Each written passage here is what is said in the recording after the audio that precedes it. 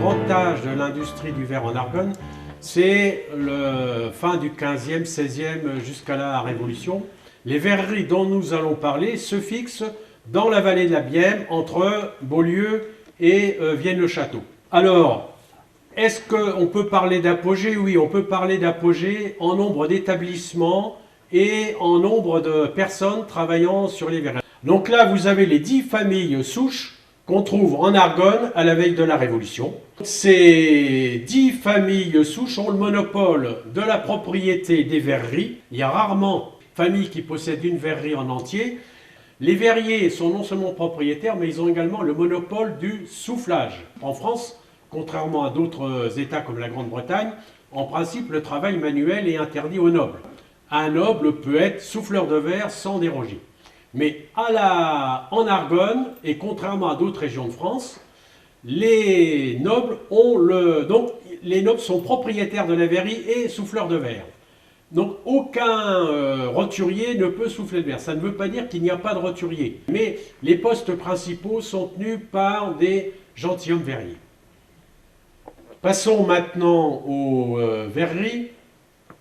Donc à la population, 5000 habitants. Et les gentilshommes verriers, eux, représentaient à peu près 10% de cette population, pas tout à fait, 500 habitants. C'est considérable. Ceci explique d'ailleurs l'importance des nobles au sein de l'émigration. Il y avait un certain nombre de barrières douanières en France avant la Révolution.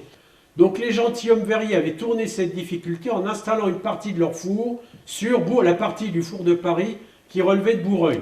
Donc quand il s'agissait de payer des impôts, ils étaient du Clermontois. Quand il s'agissait de vendre des produits de bouteilles, ils étaient champenois. La Révolution qui a duré 10 ans en France a été une période d'intense bouleversement. Ça n'est pas pour rien qu'on l'appelle Révolution, avec notamment l'abolition des privilèges, la création de 83 départements et la suppression de toutes les barrières douanières. Les bouleversements étaient tels qu'un certain nombre de sites de Français, notamment une partie de la noblesse, ne les a pas acceptés.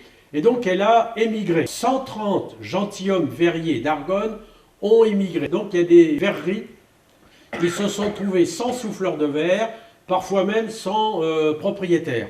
Quand le propriétaire était parti, les verreries ont été mises sous séquestre. Et on a mis des administrateurs pour les faire fonctionner. L'État révolutionnaire vend des biens nationaux, parmi elles des parts de verreries. Et donc, il y a plusieurs familles de bourgeois qui s'installent, et ça, c'est une véritable révolution. Et alors, le problème, c'est qu'ils n'ont plus de souffleurs de verre, donc ils vont débaucher des souffleurs de verre en Lorraine ou ailleurs.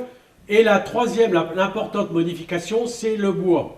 Les verriers bénéficiaient d'affouage, c'est-à-dire qu'ils avaient des lots qui étaient réservés soit par 3 grands propriétaires, le prince de Condé, qui possédait des milliers d'hectares de forêt, et d'autre part, les 2 importantes abbayes de La Chalade et de Beaulieu en Argonne. Donc tous ces bois-là sont devenus propriété de l'État. Donc l'État ne fait plus de distinction et il vend par adjudication. Donc le prix du bois monte et les verriers en souffrent. Maintenant, nous arrivons à la période post-révolutionnaire. J'ai parlé de 130 gentilshommes verriers. Il y en a, je ne sais pas, une bonne 10-15 qui ne sont jamais revenus. Tous les autres sont rentrés, mais tous ne sont pas rentrés dans les verreries. Si bien que sous le consulat, les verriers doivent continuer à partager leur pouvoir avec la bourgeoisie. En gros, ils ont quand même réussi à sauver au moins les 2 tiers de leur capital. Or, pour une population qui a massivement émigré, il faut reconnaître que c'est remarquable. C'est que fabriquaient les verreries argonnaises. 11 verreries sur 12 fabriquaient des bouteilles et des cloches de jardin. Il y en avait quelques-unes qui fabriquaient des produits d'optique, mais c'était très peu répandu. Et les bouteilles, elles étaient vendues essentiellement en Bourgogne, en Champagne et un peu en région parisienne. Donc elles servaient notamment pour les vins de Champagne. Je dis bien vin de Champagne parce qu'il ne faut pas imaginer qu'à l'époque, on produit le champagne au sens où on l'entend aujourd'hui. Et les cloches de jardin sont vendues à des particuliers de la région et en région parisienne. Et ce sont des produits très cotés. Ce qui explique que, en dépit de la concurrence des autres verreries, en dépit de comment dirais-je, le côté arriéré des verreries argonaises, puisqu'elles fonctionnent au bois, elles arrivent quand même à écouler leurs produits. C'est parce qu'elles ont une clientèle fidèle et qu'elles ont des produits réputés, un savoir-faire qui a traversé la Révolution. Il y a une verrerie qui échappe au verre noir, donc c'est la verrerie des Vignettes, qui depuis 1789 fabrique du verre blanc. Donc c'est la seule verrerie d'Argonne qui fabrique du verre à vitre. Et avec succès. Ça deviendra, après sous Napoléon et jusqu'en 1840, la plus importante verrerie d'Argonne. Donc, est-ce que la Révolution a fait des changements dans la verrerie argonnaise? Oui, bien sûr. Elle a mis fin au monopole des gentilshommes verriers. Vous devez acheter le bois à des conditions qui ne sont plus aussi, comment dirais-je, faciles qu'avant la Révolution. Donc, en dépit de tous ces éléments, les gentilshommes verriers ont surmonté, même difficilement, l'épreuve.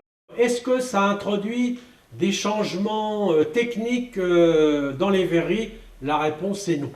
Toutes ces verreries, après la Révolution, continuent à fabriquer des bouteilles et des cloches de jardin, et la verrerie des Vignettes continue à produire du verre à vitre. Elle continue à fonctionner au bois parce que ça coûte trop cher de faire venir de la houille dans la région. La bourgeoisie, j'ai dit qu'elle était entrée dans les verreries argonnaises, elle n'y fera pas long feu. Elle va rester un demi-siècle. À partir de 1848-1849, la plupart des verreries s'écroulent et il va en rester plus que 3 ou 4 en Argonne qui vont rester aux mains des familles de Bigot. De Bigot de Grand-Rue, de Bigot du Grand-Rue. Toutes les autres ont disparu. Les gentilshommes verriers ont effectivement subi le choc de la Révolution. Ils ont réussi à surmonter ce choc. Ils ont réussi à faire des compromis. Et en fin de compte, c'est eux qui ont gagné, puisque les derniers propriétaires et modernisateurs des verreries argonnaises, ce sont en fin de compte des gentilshommes verriers.